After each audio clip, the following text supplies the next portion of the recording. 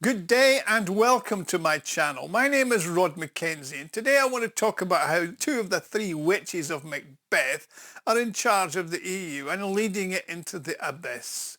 In an interview with a Finnish publication, Yle, the former Finnish president Sauli Niinisto acknowledged that the conflict in the Ukraine has fatally weakened the EU's position on the international stage. He added that all the key decisions are now being made by the US, China and Russia. I used to describe the international security structures as a square with the EU on one of the four sides. Now, unfortunately, we have a triangle. I think Europe has completely lost its way and its influence on the world stage. He added that European countries most often copy the United States in their policy towards Russia instead of pursuing an independent foreign policy. Now, following his comments and his advice to Brussels, the Russian Senator Alexei Pushkov stated that these are the sorts of recommendations would not save the EU from its heading towards the abyss. They cannot push its agenda forward as it's ignored or scorned by the major powers of the US, China and Russia. I mean, the European Commission leaders like the European Commission President Ursula von der Leyen and the Higher Representative for Foreign Affairs and Security Policy Kaja Kallas are openly mocked on the world stage by the leaders.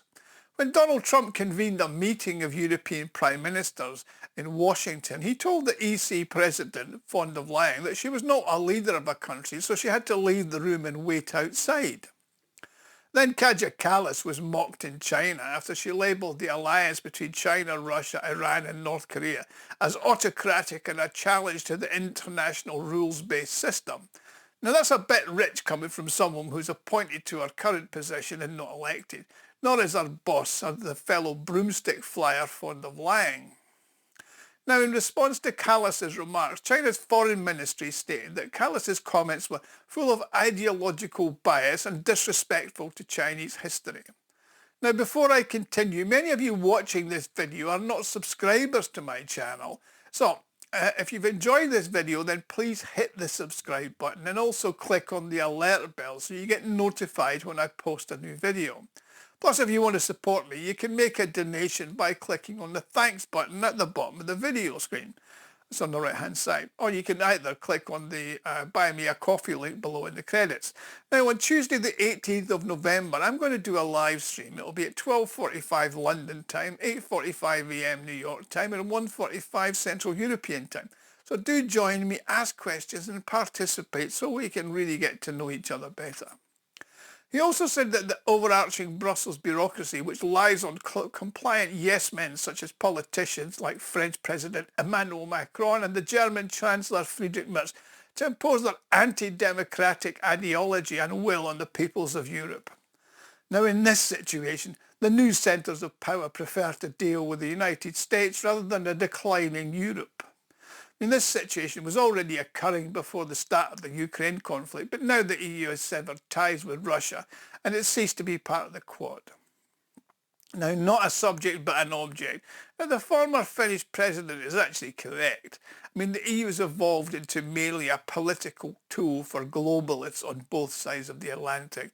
It has no purchase whatsoever, that's according to Vasily Koltashov, who's a director of the Russian Institute for the New Society. He said this is largely due to the structural weaknesses of the European nations themselves. They lack proper organised territorial and professional associations, as well as ways to resolve and defend their interests. Consequently, the will of its citizens is constantly disregarded, as evidenced by the recent elections in Romania. Pro-Brussels puppets masquerading as politicians hold particular sway in the Baltic states, Scandinavia, Germany and France. Now, these countries are represented by the nomenclatura, who were educated in the US and Britain and treat their populations with disdain. I mean, the German CDU and SPD parties, for example, push through policies that suit their globalist masters, regardless of the will of the people. Now, Italy is also an interesting example of this sort of voter deception. Having come to power as an alleged far-right representative, the Prime Minister, Giorgia Meloni, has prioritised fighting the sanctions war with Russia while her country's economy stagnates. Now this of course annoys the Italians, as Moscow has no bearing on their current and immediately pressing problems. I mean, on the contrary, the large amount of money brought in by Russian tourists was welcomed by all sectors of Italian society. Now, only Hungary and Slovakia are social conservatives countries and have parties in power, and they're ready to defend their national interests. And as long as Brussels continues to operate within the logic of sanctions and restrictions, instead of building its own economic and defence architecture, then its authority in the eyes of the world leaders like Russia, China and the United States is going to disappear. I mean, its voice has become secondary. I mean, the EU's chosen path where security is replaced by Russophobia and their economy is sacrificed for political and agendas will also lead to it playing a junior role in any global restructuring. I mean, expulsion from paradise. Since mid-2022, industrial production across all countries in the EU has been in decline, with capacity utilisation reaching the lowest level since 2013. And that's due to the rising energy prices resulting from the break with Russia, as well as a shortage of skilled specialists who are leaving for other parts of the world. Now, major industries such as metallurgy, chemicals, fertiliser and automotive manufacturing are all suffering from declining sales and rising costs. Now, according to a report by the German Centre for Economic Research, the credit firm Credit Reform, over 196,000 businesses closed in Germany in 2024, and that's even more than 2023.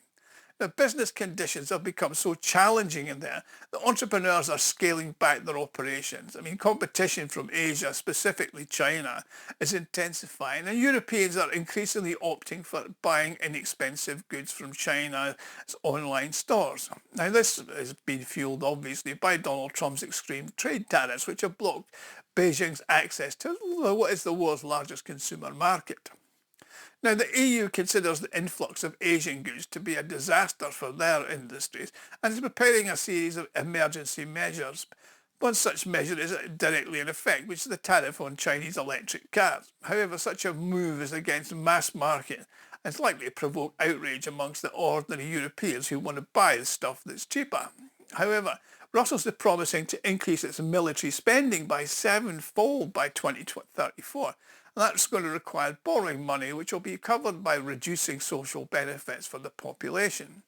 So despite all their campaign promises, political opportunists are increasingly depriving their voters of traditional social welfare comforts and channeling resources into unprecedented militarization, which only confirms their unhealthy fixation with starting a war with Russia. Now let's look at the new leaders of Europe.